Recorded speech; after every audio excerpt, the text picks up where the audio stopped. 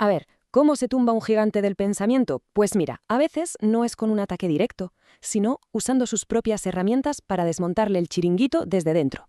Y esa es, ni más ni menos, la historia de Gilles Deleuze y su maestro Edmund Husserl. Vamos a meternos de lleno en cómo Deleuze le dio la vuelta a la filosofía de Husserl para crear algo, bueno, algo totalmente nuevo.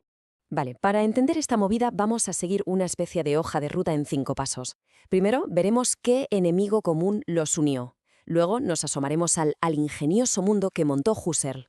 Justo después veremos cómo Deleuze encuentra el fallo, la grieta en ese sistema perfecto. Y a partir de ahí descubriremos su alternativa, que es una pasada, y cómo esa idea, al final, lo cambió absolutamente todo. Empecemos por el principio. Y aquí, lo primero es pensar en ellos no como rivales, sino como aliados. Sí, aliados. Husserl y Deleuze, aunque eran de generaciones diferentes, tenían un objetivo común: enfrentarse a un auténtico peso pesado de la filosofía. Y esa lucha conjunta, ojo, va a marcar el camino de buena parte del pensamiento del siglo XX. Y bueno, ¿quién era ese enemigo común? Pues nada menos que Platón. O para ser más exactos, esa idea platónica de que la verdad, el sentido de las cosas, está en otro sitio, en un mundo de las ideas perfecto e inalcanzable. Y aquí es donde tanto Husserl como Deleuze dicen, nanay, para ellos el sentido no está por ahí arriba, flotando, está aquí, en nuestra experiencia directa. Es lo que en filosofía se llama inmanencia. O sea que todo el cotarro, todo lo importante, pasa en este plano, no en uno superior. La misión era, por tanto, encontrar el sentido aquí y ahora.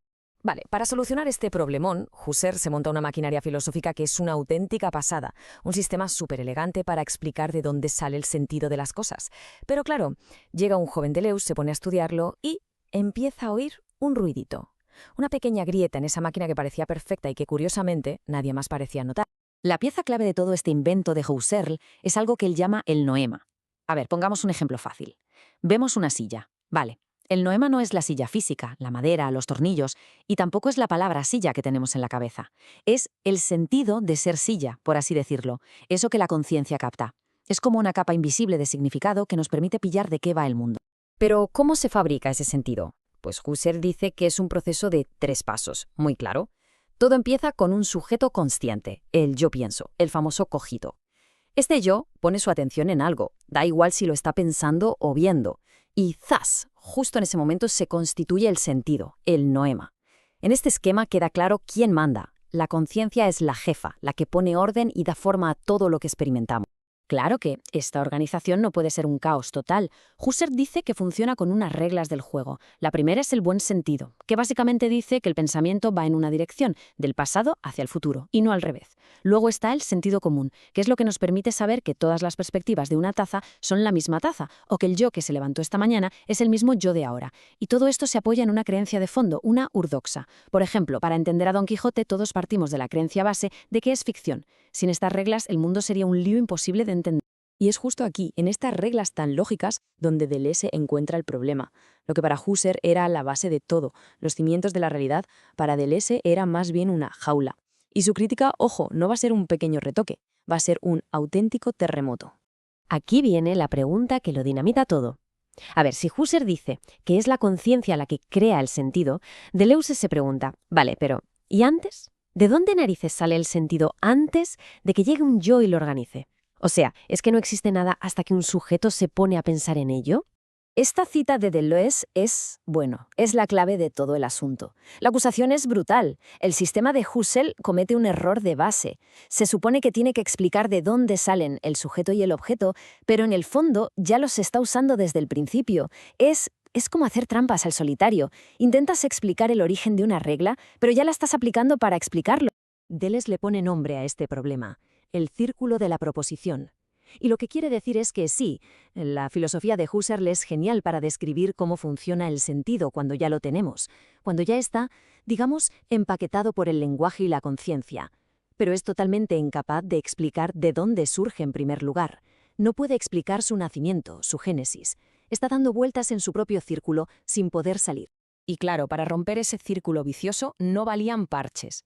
Deleuze necesitaba una idea radicalmente nueva, una que le diera la vuelta a la tortilla por completo. Y es aquí donde su pensamiento pega un salto de gigante, de verdad. Su solución es, sin exagerar, una de las ideas más potentes de la filosofía del siglo XX, el acontecimiento. Olvidémonos de la idea de que el sentido es algo que creamos nosotros. Para Deleuze el sentido es un suceso, algo impersonal que simplemente pasa. Ya está ahí antes de que un yo se ponga a pensarlo. Y aquí viene lo bueno. El sentido no es un sustantivo, no es una cosa. Es un verbo en infinitivo. Es pura acción, puro proceso. Esta comparación lo deja clarísimo.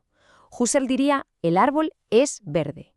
El verde es un predicado, una cualidad que le ponemos al árbol. En cambio, Deleuze diría que lo que realmente hay es el acontecimiento de verdear. No es una cualidad de un objeto, sino un proceso en sí mismo, un evento impersonal que sucede haya o no haya árbol, y haya o no haya alguien mirando. Para que nos hagamos una idea mejor, Deleuze recurre a la famosa Magdalena de Proust. Pensemos en ello. El recuerdo que provoca la Magdalena no es una simple foto de un momento pasado, es lo que él llama un pasado puro, algo que nunca se vivió así en su momento, pero que de repente irrumpe en el presente y crea algo completamente nuevo, crea la novela entera.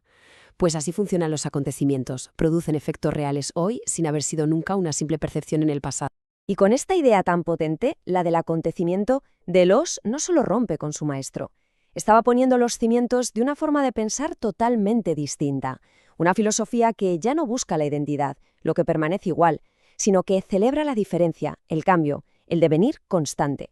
Claro, para construir este nuevo edificio, las herramientas de siempre no le servían. La filosofía tradicional estaba, según él, obsesionada con el sujeto, con la identidad. Así que Deleuze hizo algo radical.